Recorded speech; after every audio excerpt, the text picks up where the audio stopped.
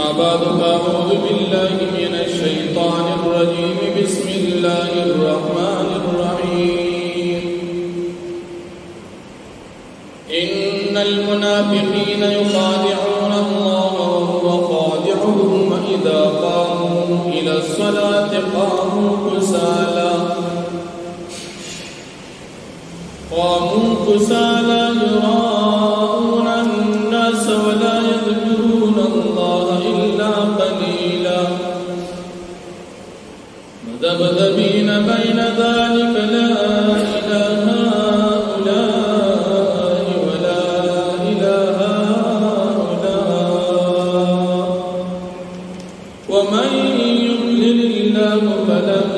تجد له سبيلا صدق الله العظيم سورة النساء انزم بارا یوسل وسل ویختم نمبر آیت کی ددی رکو دمکی رکو سرا ربط و مناسبت داری چپ مکی رکو کی دمنافقانو مرزنا او قباحتنا ذکر اس پدی رکو کی دمنافقانو دمرزنو اخیرنی امراض ذکر کی اللہ رب العالمین پدی آیاتنو دمنافقانو سلور مرزن ذکر کی اول منافق و قسم دی یو منافق عملی دی او بے منافق اعتقادی دی منافق عملی دی توی چه کاری دا مسلمانانو ندی کاری دا کافرانو منافقانو دی عقیدہ کی مسلمان دی او منافق اعتقادی دی توی چه عقیدہ کی کافر بھی ظاہرن دی مسلمان دی پدے دیکھی منافق نہ مراد منافق اعتقادی دی منافق عملی تی مراد ندی دا منافق عملی لکہ نبی کریم صلی اللہ علیہ وسلم فرمائی آیت المنافق ثلاث اذا حدث کذب دا منافق دری علامی کلچ خبر کی دروغ کی وَإِذَا وَعَدْ أَخْلَفَ او کلچ چا سر وعدو کی رداغی خلاف ورزی کی وَإِذَا اؤْتُمِنَ خَانَ او ککل و سرسوب سے امانت کی گناہی کی خیانت دا دا منافق عملی علامی دا کار دا منافقان عقیدہ بے دا مسلمانانو وی خوچ دا کارون کیوی دا کار دا مسلمانانو ندی عملی منافق و پدیدے کی پدی آیاتوں کی چکم منافق ذکر کی گی ناغا منافق اعتقادی عقیدے دا کافرانوی او کار دا مسلمانانوی او دا نبی علیہ السلام کا دور کی دا خلق رو او کلچ نبی علیہ السلام دنیا نا تشریف دیون و خلق پیا دو قسم صرف مسلمان خالص یا خالص کافر نفاق ختم لکه چې مخکې به زړه کې کفر او خپلی مسلمانی د نبی علیہ السلام او کیو ورسته به یا صرف کافر یا صرف مسلمان نو په دې آیاتونو کې الله پاک د منافقانو سلور مرزونه ذکر کړي یو مرز دار چې دا منافقان دوکباز دي پزړه کې کفر دی او په خپلی باندې کلمه وایي نو خپل ځان له دوکه ورکی خو خیال دار چې په دې موږ مسلمانان دوکو پیغمبر به دوکو الله به دوکو دا د دې مرز دی دوکه ورکی ولی پزړه په خپلی یو خبره نه نو پزړه کې دنه کفر دی او په خپلی وایي چې مسلمان دا دوکه دا د دې یو مرز دی دیم مرز د دې منافقانو دا دی چې دی غول عبادت نه کوي الله نه یادوي او کله یادیم نو د شرم نه یادوي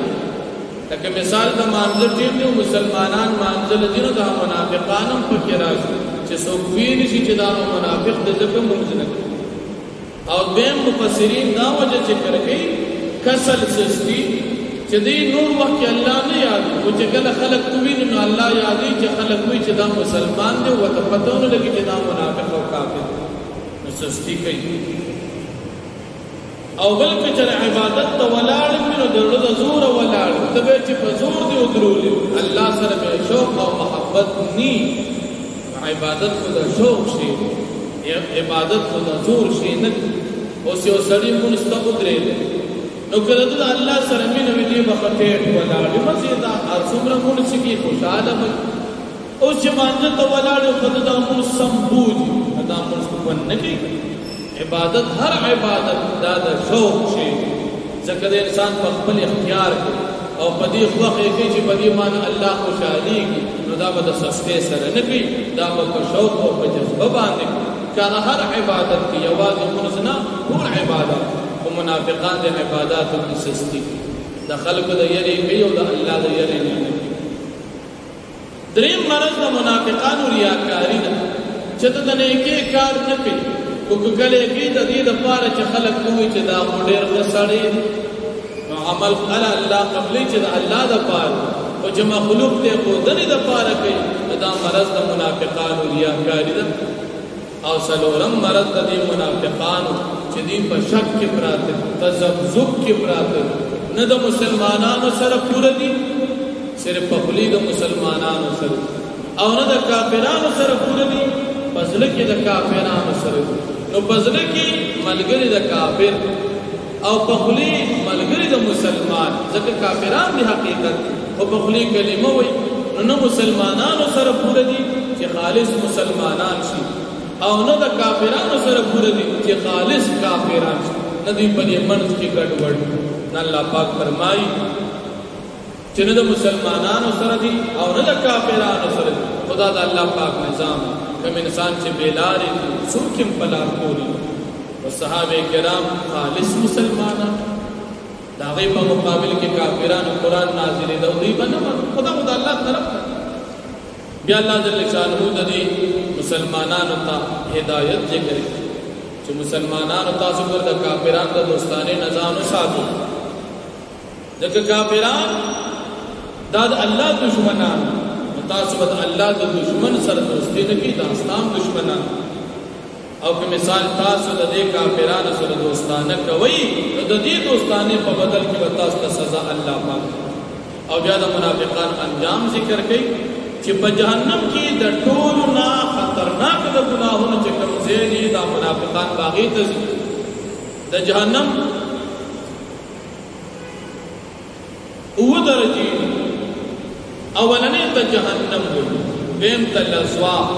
دریم ته حطامه سلورم ته سعیر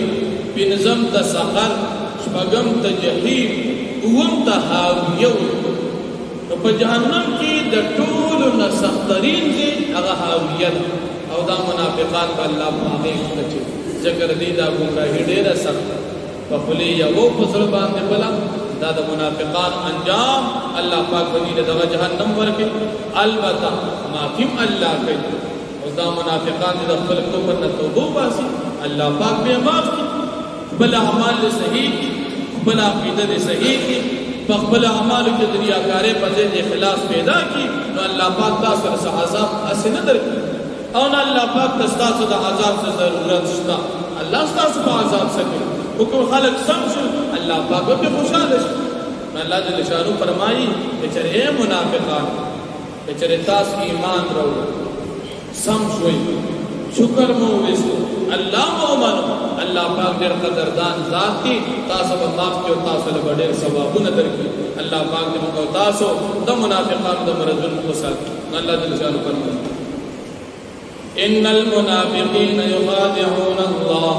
بیشکا منافقین تقبل خیال کی دوکه ورکوي الله پاک تا وهو خادعهم او الله پاک ببدد دوکه ورکوي پیتا وإذا قاموا إلى الصلاة ورکل چدا منافقان ادریږي مانځتا قاموا کسالا دی ادریږي پسسته سره مونږ کوي شوقي دي پسسه ولاړ د شرم یراؤون الناس يقبل ځانونه قوي خای خلقتا ولا يذكرون الله الا قليلا دين یاد الله پاک مگر ډېر کم الله نه یاد چې خلق کوي نو الله یاد چې خلق چې دا مسلمان دي هم مسلمانان دي کافران مذبذبین دی متردد دی شکمندی بین ذالک فما بین دی ایمان و دا کفر کی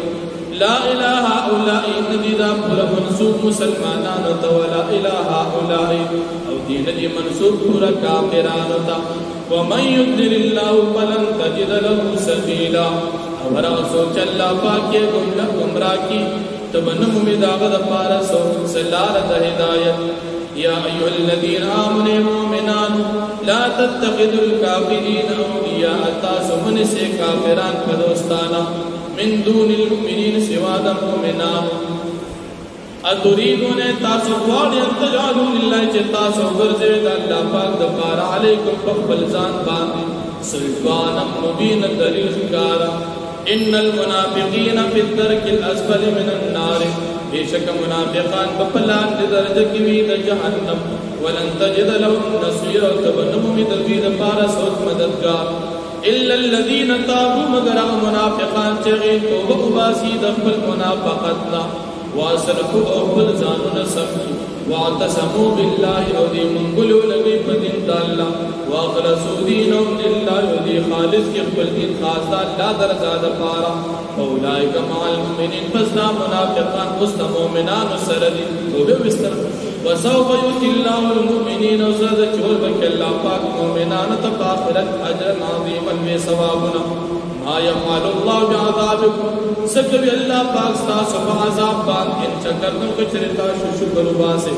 وآمنتم تاس ایمان روڑی وکان اللہ شاکرا علیما او جل پاک قدردان او زیاد علم والا ذات واقع دعوانا